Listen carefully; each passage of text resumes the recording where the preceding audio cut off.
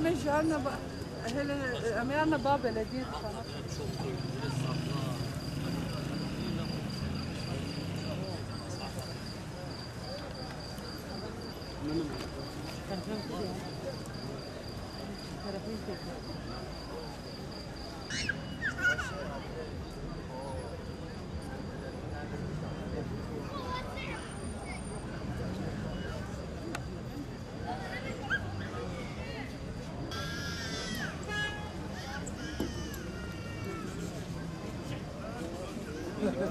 Skoro da se seknuto ya.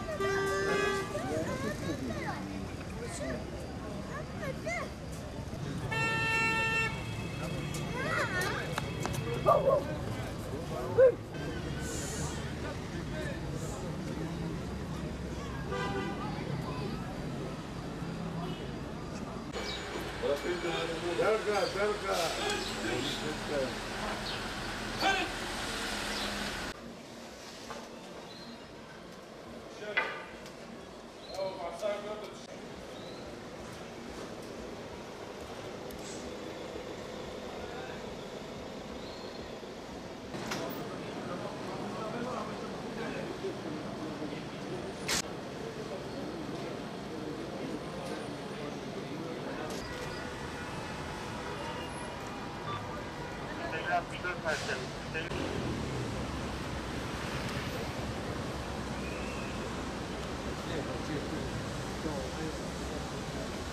İçi boş köpekler yani kuduz da olabilir. Çünkü onlar sahipsizdir. Kimse veteriner götürmüyor. Şey yapmıyorlar. Yani toplamaları iyi olur. Yani toplarsa daha iyi olur. Yani barınaklara götürseler bence daha iyi olur. Sahipleri olsa tamam götür evin önüne bırakır. Ama başıboş köpekler yarın öbür gün benim çocuğum da dışarıya çıkamaz. Yani çıkarsa bir saldırsa onun hesabını kim verecek? Kimse veremez. Başıboş köpekler sorunları Batman'da çok fazla var. Özellikle park alanlarında falan. Saldırıları da gündeme geliyor. Bunları barınaklarda toplanması açısından çok önemlidir. Yani belediyenin bu konuda el atması önem arz etmektedir. Yani kötü sonuçlar doğurmadan önce buna bir çözüm bulunması çok önemli bir durumdur. İsterim yani bir yere toplansın, sahip çıkılsın. Cemsur halde olduğu zaman saldırabilirler her an.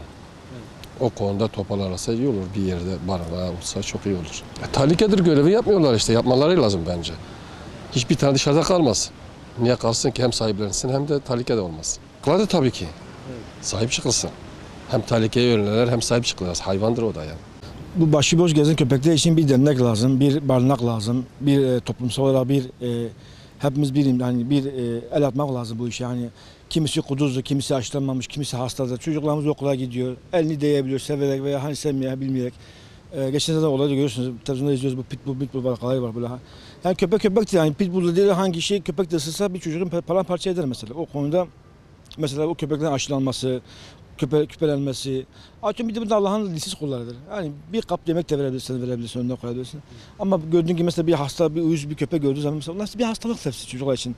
Bizim için, çocuklar hep için. Her şey yaşlı için, bizim için, gençler için, toplum için, her şey için bizim için bir sıkıntıdır, sıkıntı talep ediyor bize. Ama bunu gerçekten de bunu kurumsallaşmış bir bu haytap dernekleri var, başıboş köpek dernek şeyleri var. Bunlar kendince bir şey yapmaya çalışıyor ama bunun devletin el koyması lazım. Bugün belediye bakıyor ama bugün belediye 10 defa ben arıyorum. Abi gel abi daha konum at. Böyle olmuyor yani. Gerçekten alacaksın Çünkü o hayvan orada hakikaten de bakteri yapıyor. Hani onu mesela ısırsa bir kişi ısırsa o başka bir şey, o çok olacak. Ölümle neden oluyor tabii Ondan sonra keşke bunu yapsa, keşke de olmuyor bu işte. Ya köpekle işi işte bu parklarda ya geziyorlar, diyorlar, pislik yapıyorlar. Millet de gelip burada oturuyor, rahatsız oluyor. Anlatabiliyorum. Yani temizlik yok doğrusu. Bu şimdi köpek burada oturuyor, o köpek gidiyor, geliyor, adam oturuyor orada. Orada mikrop da kapar, efendime söyleyeyim, kuduz köpek olabilir. Saldırır sana, çocuğa saldırır, adama saldırır. O Goldmar'ın demek ki seferler kaç sefer saldırmış millete ya. Belediye temizlesin bunları, yatırsın bir barınak yapsın, burayı beslesin. Parkın içinde, Batman Parkı için kapısında binlerce insan girip çıkış yapıyor. Aniden saldırıyor. Köpeklerin yeri sokak değil, köpeklerin yeri köpek yeri olacak ya. Milletin içinde mi olacak? Küçük kut ev kirli bikin daha çetere. Yani ku tehlikeli iş buna zarur ka serisi başını okulu evarat değil. Yani ku bidin ev bikin daha çetere.